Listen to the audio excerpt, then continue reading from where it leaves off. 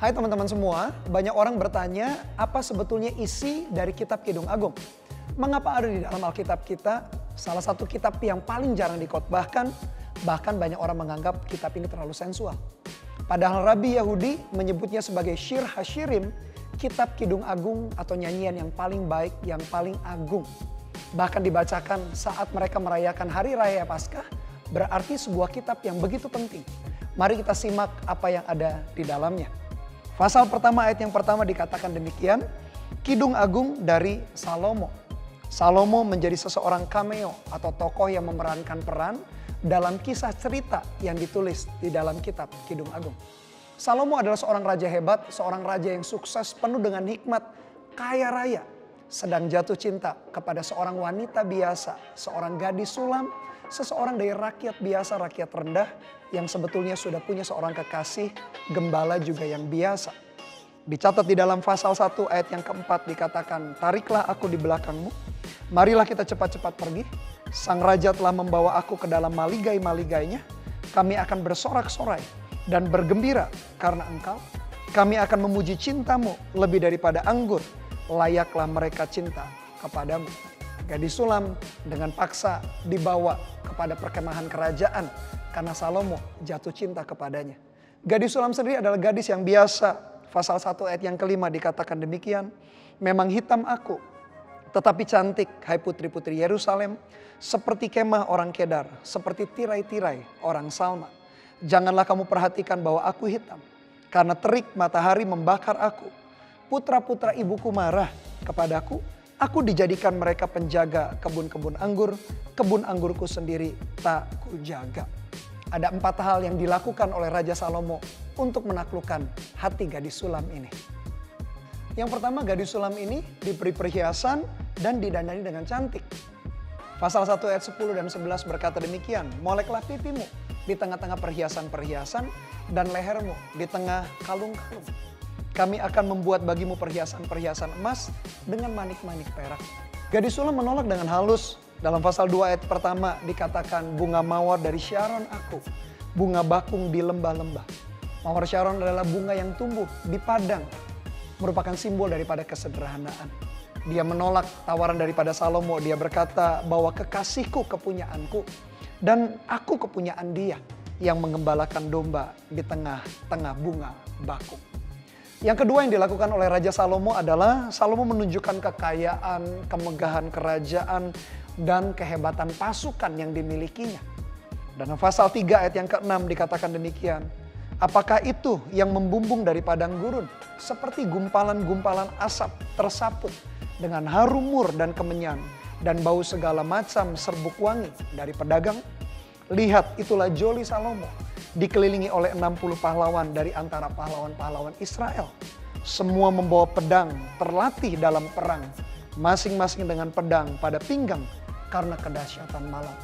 Meskipun ditunjukkan kemegahan, kekayaan, kehebatan pasukan daripada Salomo, tetap gadis sulam itu menolak. Dia berkata pasal 6 ayat yang ketiga, aku kepunyaan kekasihku dan kepunyaanku kekasihku yang menggembalakan domba di tengah-tengah bunga bakung. Yang ketiga, lalu Salomo tidak putus asa, dia tidak berhenti untuk membujuk daripada gadis sulam. Dibujuknya dengan kata-kata rayuan manis. Dalam pasal 6 ayat 4 demikian. Cantik engkau manisku seperti kota Tirsa, Juita seperti Yerusalem, dahsyat seperti bala tentara dengan panji-panjinya.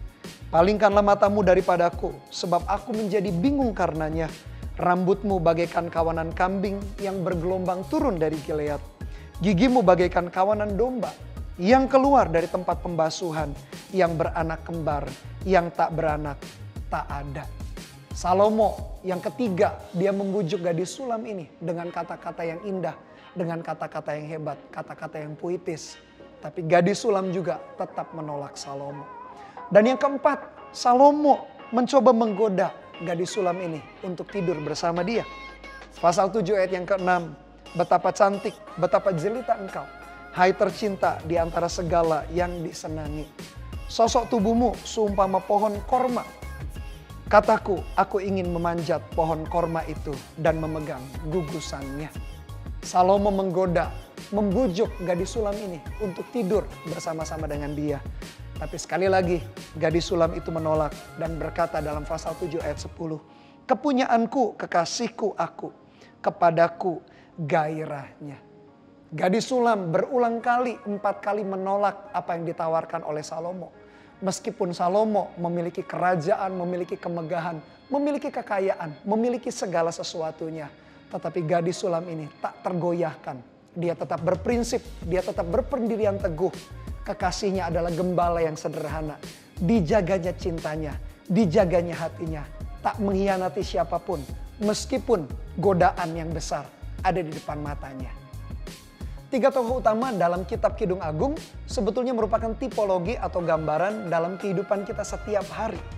Salomo adalah lambang daripada godaan dunia yang selalu mencobai kita di dalam aspek baik harta, tahta maupun seksualita. Godaan cobaan ada di mana-mana dalam kehidupan kita. Tokoh yang kedua adalah gembala yang sederhana, adalah lambang daripada Yesus Kristus sendiri yang mengasihi kita, gerejanya, mempelai wanitanya, di mana cintanya terbukti dengan cara dia mengaruniakan atau memberikan nyawanya, hidupnya bagi kita semua. Dan tokoh yang terakhir adalah gadis sulam, harusnya merupakan lambang atau gambaran daripada kita sebagai gereja, yaitu mempelai wanita Tuhan yang harus tetap setia, tidak tergoda dengan apapun di dunia ini. Meskipun cobaan, godaan begitu menyilaukan mata kita, begitu menggoda kita. Namun hati kita harus tetap setia memandang kepada Sang Gembala, Yesus Kristus sebagai Gembala Agung kita. Jangan tukarkan Tuhan dengan apapun di dunia ini. Tuhan Yesus memberkati.